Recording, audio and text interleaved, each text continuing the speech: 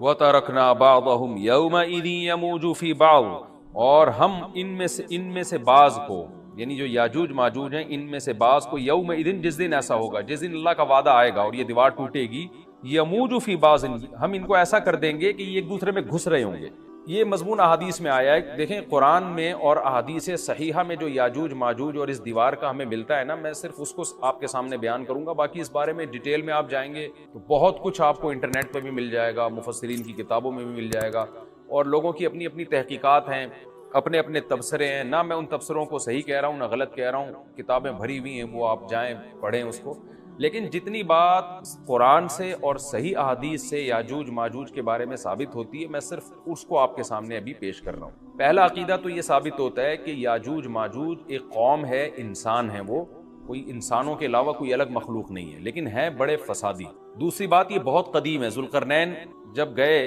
تو اس سے پہلے کی یہ قوم ہے، اور زمین میں پہلے سے فساد مچا رہی ہے، لیکن بہت زیادہ ان کی کثرت نہیں تھی جتنی کثرت قرب قیامت میں ہوگی، کیونکہ نسل ان کی بہت تیزی کے ساتھ بڑھ رہی ہے۔ تیسری بات یہ ہے کہ اللہ نے ان کو دنیا کے کسی حصے میں رکھ کے چھپا دیا ہے۔ چھپایا اس لیے ہے کہ ان کے ظاہر ہونے کا ایک ٹائم ہے، اور وہ ہے حضرت عیسیٰ علیہ السلام کا دور۔ حضرت عیسیٰ ابن مریم کے دور میں یاجوج ماجوج ظاہر ہوں، تو اسی کو آپ چوتھا پوائنٹ بھی کہہ سکتے ہیں۔ تیسرا پوائنٹ کیا ہو گیا کہ ان کو چھپا دیا گیا ہے، لہذا یہ جو لوگ کہتے ہیں نا یاجوج ماجوج دریافت ہو گئے ہیں، فلاں جگہ ہے فلاں جگہ ہے، تو بھائی ہمیں جب ایک چیز چھپا دی گئی ہے اور ایک ٹائم بتا دیا گیا ہے کہ اس ٹائم پہ ظاہر ہوں گے، تو اس سے پہلے وہ دریافت ہو ہی نہیں سکتے۔ پہلے دریافت ہو گئے تو اس کا مطلب نبی صلی اللہ علیہ وسلم کی گویا پیش گوئی غلط ہو گئی، تو جو جس کا ٹائم ہے اسی ٹائم پہ وہ ظاہر ہوں گے۔ چوتھی بات میں نے جیسے بتائی کہ حضرت عیسیٰ علیہ السلام کے دور میں وہ ظاہر ہوں گے۔ پانچویں بات، صحیح حدیث سے یہ بات ثابت ہے کہ یاجوج ماجوج وہ جو دیوار بنی تھی اس کو چاٹتے رہتے ہیں، ختم کرتے ہیں۔ اب چاٹنا کا جو لفظ حدیث میں ہے اس سے مراد زبان سے چاٹنا بھی ہو سکتا ہے، اور یہ کنایا بھی ہو سکتا ہے کہ اس کو ختم کرنے کی کوشش میں لگے ہوئے ہیں۔ اور ایسے چاٹنا، جب ہم کوئی چیز چاٹتے ہیں نا تو بہت تھوڑی تھوڑی وہ ختم ہوتی ہے، تو اتنی موٹی اتنی بڑی دیوار ہے کہ انہوں نے اپنی اسٹرگل اور اپنی محنت نہیں چھوڑی ہے، تو وہ دیوار کو کسی نہ کسی طریقے سے گھسائی میں اس کے لگے رہتے ہیں۔ تو زبان سے بھی چاٹنا ہو سکتا ہے، اور کسی اور طریقے سے اس کو ختم کرنے کی کوشش بھی مراد ہو سکتی ہے۔ اور حدیث میں آتا ہے کہ ایک دن آئے گا وہ جب ختم ہونے والی ہوتی ہے نا، تو وہ کہتے ہیں کہ ہم کل اس کو دوبارہ شروع کریں گے اور کل ہم اس کو ختم کر دیں گے، لیکن وہ اللہ تعالیٰ اپنی قدرت سے دوبارہ اس دیوار کو اتنا ہی موٹا کر دیتے ہیں جتنا ذوالقرنین نے کیا تھا۔ تو قرب قیامت میں جب حضرت عیسیٰ علیہ السلام کا ظہور ہوگا تو وہ یہ کہیں گے ہم انشاءاللہ اس کو کل ختم کریں گے۔ تو انشاءاللہ کا لفظ جب استعمال کریں گے، کیونکہ وہ قوم ہے کافر، وہ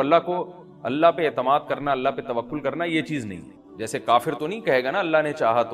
تو وہ اللہ پہ یقین نہیں رکھتے، تو وہ جب اللہ کا نام لیں گے اور کہیں گے کہ اللہ نے چاہا تو ہم اس کو کل ختم کر دیں گے، تو پھر اسلام کی وجہ سے وہ دیوار ختم ہو جائے گی۔ اس کی مثال ایسے جیسے حدیث میں آتا ہے، پچھلی قوموں میں ایک نوجوان تھا جو جادوگر کے پاس بھی جاتا تھا اور راہب کے پاس بھی جاتا تھا، جس کا سورہ بروج میں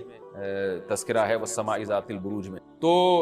جب وہ نوجوان پکڑا گیا، وہ مسلمان ہو گیا تھا، بادشاہ نے اس کو بھیجا تھا جادوگر کے پاس کہ جادو سیکھے، لیکن وہ راہب کے پاس جاتا، عیسائیت سیکھی اس نے اور نیک مسلمان بن گیا۔ تو بادشاہ نے اس کو قتل کرنے کی حتی الامکان کوشش کی، مگر وہ قتل نہیں ہو پا رہا تھا۔ بادشاہ نے اس کو پہاڑ پہ بھیجا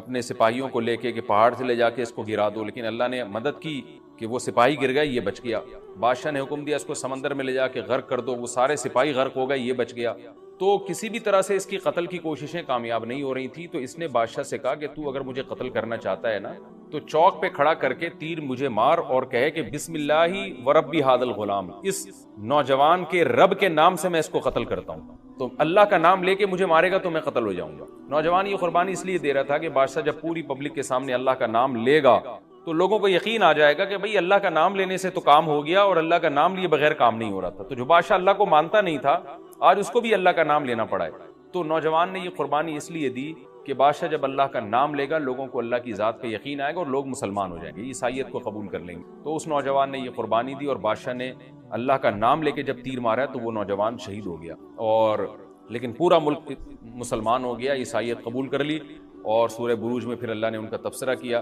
ان کا واقعہ بیان کیا ان کے بارے میں کہ کیسے بادشاہ نے خندقیں کھود کھود کے پوری قوم کو جو ہے وہ جو دین سے پیچھے نہیں ہٹے ان کو کس طرح سے آگ میں پھینک دیا۔ تو اس سے پتہ چلتا ہے کہ کافر بھی بعض دفعہ جب اللہ کا نام لیتا ہے نا تو اس کو دنیاوی فائدہ ہو جاتا ہے. تو یاجوج ماجوج بھی تنگ آ کر پھر اللہ کا نام لیں گے اور کہیں گے اللہ نے چاہا تو ہم اس دیوار کو کل ختم کر دیں گے, اور بالآخر وہ دیوار ختم ہو جائے گی. پھر قرآن کے الفاظ ہیں آگے کہ جب یہ دیوار ختم ہوگی وَتَرَكْنَا بَعْضَهُمْ يَوْمَئِذٍ. اچھا ہاں, میں بتا رہا تھا کہ حدیث سے کیا پوائنٹ پتہ چلتے ہیں, تو یہ 5 پوائنٹ ہو گئے. چھٹا پوائنٹ یہ کہ حضرت عیسیٰ ہی کے دور میں یہ کسی وبا کے ذریعے ہلاک ہو جائیں گے. حضرت عیسیٰ علیہ الصلوۃ والسلام اتنے زیادہ ہوں گے کہ ان سے لڑنا ممکن نہیں ہوگا, جیسے کہ قرآن میں بھی آ رہا ہے وَتَرَكْنَا بَعْضَهُمْ يَوْمَئِذٍ يَمُوجُ فِي بَعْضٍ. ہم ان میں سے بعض کو بعض کے اندر گھسا دیں گے. اتنی کثرت سے ایک دوسرے میں ہی, اب آبادی کی کثرت بہت ہوگی ان کی, گھسے ہوئے ہوں گے ایک دوسرے میں, یہ جیسے چیونٹیاں اور مکوڑے ہوتے ہیں, تو ان سے لڑنا ممکن نہیں ہوگا. تو حضرت عیسیٰ علیہ الصلوۃ والسلام لوگوں کو لے کے کوہ طور پہ چلے جائیں گے, اور باقی مسلمان وہ اپنے اپنے گھروں کے اندر بند ہو جائیں گے, اور پھر اللہ کی طرف سے ایک وبا آئے گی, اور اس وبا میں یہ سارے کے سارے ہلاک ہو جائیں گے. اور پھر جب ہلاک ہو جائیں گے تو اتنی زیادہ ان کی لاشیں زمین پہ ہوں گی, اتنی زیادہ کہ انسانی آبادی ان کی لاشوں سے متعفن ہونا اور بیمار ہونا شروع ہو جائے گی. ان کی لاشوں سے بدبو اٹھے گی, اور ظاہر ہے انسان ہوں گے یہ, تو اس کی وجہ سے جو زمین کا ماحول خراب ہوگا. پھر حضرت عیسیٰ علیہ الصلوۃ والسلام اللہ سے دعا مانگیں گے کہ اللہ تعالیٰ ان کو کسی طرح ٹھکانے لگائے, کوئی انتظام کرے. پھر حدیث میں آتا ہے بارشیں ہوں گی اور سیلاب آئیں گے, اور ان کی لاشیں بہہ بہہ کے پانیوں میں جا کے, سمندروں میں جا کے ختم ہو جائیں. اللہ تعالیٰ ان کو اس طرح سے ٹھکانے لگائے. تو یہ یہاں تک جتنے بھی مضامین ہیں یہ صحیح احادیث سے ثابت ہے. تو قرآن کہتا ہے وَتَرَكْنَا بَعْضَهُمْ يَوْمَئِذٍ يَمُوجُ فِي بَعْضٍ. ہم ان میں سے بعض کو بعض میں چھوڑ دیں گے, بہت کثرت ہوگی. وَنُفِخَ فِي الصُّورِ. اور پھر سور پھونکا جائے گا. قرآن میں تو یہ کہ سور پھونکا جائے گا ایسے لگ رہا ہے جیسے فوراً پھونکا جائے گا, مگر احادیث میں تفسیر ہے کہ فوراً نہیں پھونکا جائے گا. یاجوج ماجوج قیامت کی نشانیوں میں سے ایک بہت بڑی نشانی ہوگی, یعنی یہ اس بات کی علامت ہوگی کہ اب قیامت بہت قریب ہے. تو حضرت عیسیٰ ابن مریم علیہ السلام جب نازل ہوں گے, میں تھوڑی سی ترتیب بیان کر دیتا ہوں کہ جو کیونکہ بات یاجوج ماجوج کی چل رہی ہے تو اس سے منسلک جو واقعات ہیں جو اس دور میں ہوں گے وہ بھی میں اسی لیکچر کے ضمن میں بیان کر دیتا ہوں. ہمیں صحیح حدیث سے یہ پتہ چلتا ہے کہ قرب قیامت میں جب مسلمان بہت کسمہ پرسی میں ہوں گے تو خراسان سے لشکر اٹھے گا. خراسان یہ افغانستان اور ایران کا حصہ,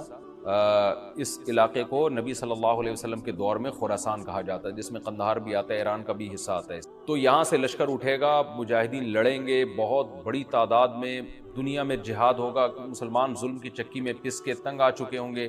اور لڑتے لڑتے حدیث میں آتا ہے اتنی بڑی بڑی لڑائیاں ہوں گی کہ 1/3 مسلمان شہید ہو جائیں گے. 1/3 مجاہدین جو لڑنے والے ہوں گے, اور 1/3 جو ہوں گے وہ میدان جنگ سے بھاگ جائیں گے, اور 1/3 کو اللہ فتح عطا فرمائے. تو جو 1/3 میدان جنگ سے بھاگ جائیں گے, نبی صلی اللہ علیہ وسلم نے فرمایا ان کی توبہ کبھی قبول نہیں ہوگی. جو 1/3 شہید ہو جائیں گے وہ افضل ترین شہداء ہوں گے اس وقت کے, اور 1/3 کو اللہ تعالیٰ غلبہ عطا فرمائیں گے. ایک واقعہ تو ہمیں قرب قیامت میں نبی صلی اللہ علیہ وسلم سے یہ ملتا ہے صحیح حدیث سے. دوسرا ہمیں یہ ملتا ہے کہ قرب قیامت ہی میں مسلمان کسمہ پرسی کا شکار ہوں گے تو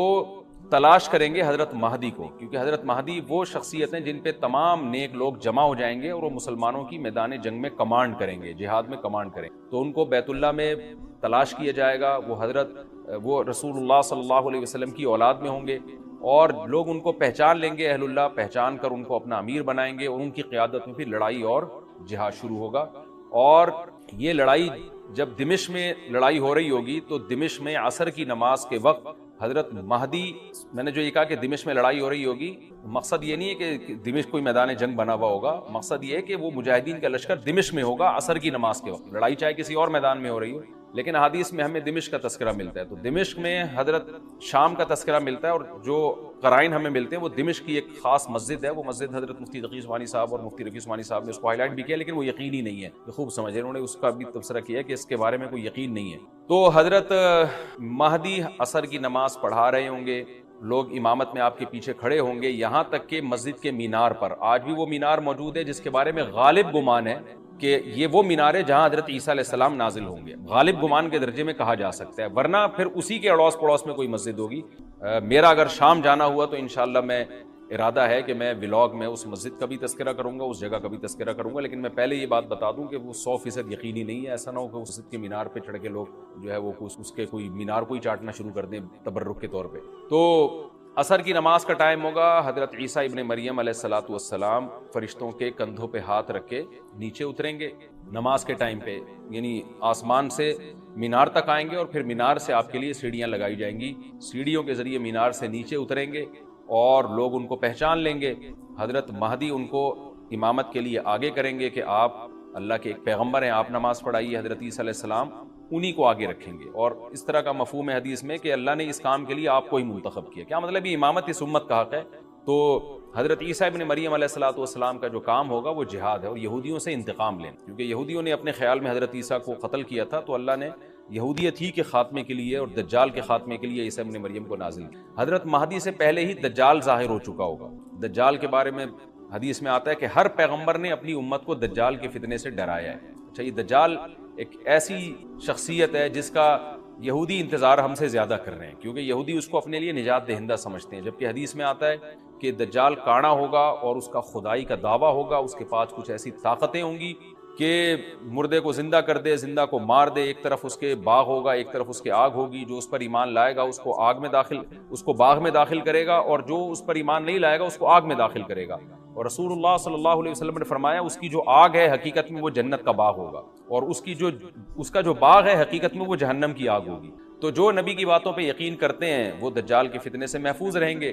اور حدیث میں سورہ کہف کی بھی تلاوت کا حکم ہے، جمعے کے دن جو کہف کی تلاوت کرتا ہے اللہ اس کو دجال کے فتنے سے محفوظ رکھتا ہے۔ اب آپ دیکھیں یہ سورہ کہف میں ہی قیامت کی علامات کا تذکرہ ہے نا، تو شاید اسی وجہ سے کیونکہ جو سورہ کہف پڑھتا رہے گا وہ یاجوج ماجوج کے واقعات بھی پڑھتا رہے گا اور اللہ کی قدرت کے واقعات بھی پڑھتا رہے گا، تو دجال کے فتنے سے اللہ اس کو اس برکت سے بچا کے رکھیں گے، فتنے سے محفوظ رکھیں گے۔ تو وہ ایسی ایسی طاقتیں دکھائے گا، بے وقوف لوگ اس پہ ایمان لے آئیں گے۔ حدیث میں آتا ہے کہ کانا کبھی بھی خدا نہیں ہو سکتا، یعنی اس کی تو ایک آنکھ ہوگی نہیں، لیکن بے وقوف لوگ اس کے یہ کچھ ظاہری کمالات دیکھیں گے، یہ نہیں دیکھیں گے کہ یہ تو شکل بھی اس کی اچھی نہیں ہے، یعنی خدا کا بس کم جمال والا ہوتا ہے نا، یہ تو ہے بھی کانا، اور اس کے بڑا بڑا کافر بھی لکھا ہوا ہوگا واضح طور پر جس سے پتہ چلے گا۔ لیکن احمق اور بیوقوف لوگ جیسے روحانی عامل کو کچھ شعبدے دیکھ کر ان پہ سے متاثر ہو جاتے ہیں نا، روحانی عاملوں کے شعبدے دیکھ کے، تو ایسے ہی دجال کے شعبدے دیکھ کے متاثر ہوں۔ تو بہت لوگوں کو، خلقت کو، بہت بڑی امت کو گمراہ کرے گا دجال، اہل اللہ کو اللہ تعالیٰ اس کے فتنے سے محفوظ رکھے گا۔ پھر حضرت عیسیٰ ابن مریم جب نازل ہوں گے تو وہ دجال کو قتل کریں گے۔ حدیث میں آتا ہے کہ نیزے کے ذریعے گھوڑے پہ بیٹھ کے قتل کریں گے۔ علماء نے اس حدیث کا دو مطلب بیان کیے ہیں کہ یا تو اس کا مطلب یہی ہے کہ واقعی گھوڑے پہ بیٹھیں گے، نیزہ استعمال کریں گے، اور زمین جو ہے وہ اتنی پہلے اس سے جنگیں ہو چکی ہوں گی کہ لوگ دوبارہ تلواروں گھوڑوں کی طرف آ جائیں گے۔ اس بات کا امکان ہے، ہر ملک ایٹمی طاقت بن چکا ہے، تو اگر یہ ایٹم بم سارے ملک آپس میں چلا دیں تو ہم دوبارہ گدے گھوڑوں والی زندگی پر آ جائیں گے، ٹیکنالوجی ساری تباہ و برباد ہو جائے گی، انسان کی ترقی۔ تو اس بات کا بھی امکان ہے کہ کوئی اس سے پہلے ہو سکتا ہے کوئی ایسی جنگ عظیم ہو کہ انسانیت دوبارہ پہاڑوں پتھروں کے دور میں آ جائے۔ لیکن ظاہر یہ معلوم ہوتا ہے کہ رسول اللہ صلی اللہ علیہ وسلم نے جو کلام کیا ہے، ظاہر ہے اس دور کے لحاظ سے جو لوگوں کے جہاں تک جو لوگوں کی مینٹل اپروچ ہے وہاں تک، تو نبی صلی اللہ علیہ وسلم میزائل یا اور ٹینکوں کا تذکرہ کرتے تو کیا سمجھ میں آتا؟ تو گھوڑے سے مراد ہے جو اس زمانے کا گھوڑا ہوگا، اور نیزے سے مراد ہے اس زمانے کا جو اسلحہ ہوگا، کیونکہ نیزہ نبی کے دور کا ایک مناسب اسلحہ تھا اور گھوڑا نبی کے دور کی میدان جنگ کی ایک مناسب سواری تھی۔ تو اس سے یہ بھی پتہ چلتا ہے کہ ہو سکتا ہے عیسیٰ ابن مریم نیزے کے بجائے کلاشنکوف کا استعمال کر لیں، تو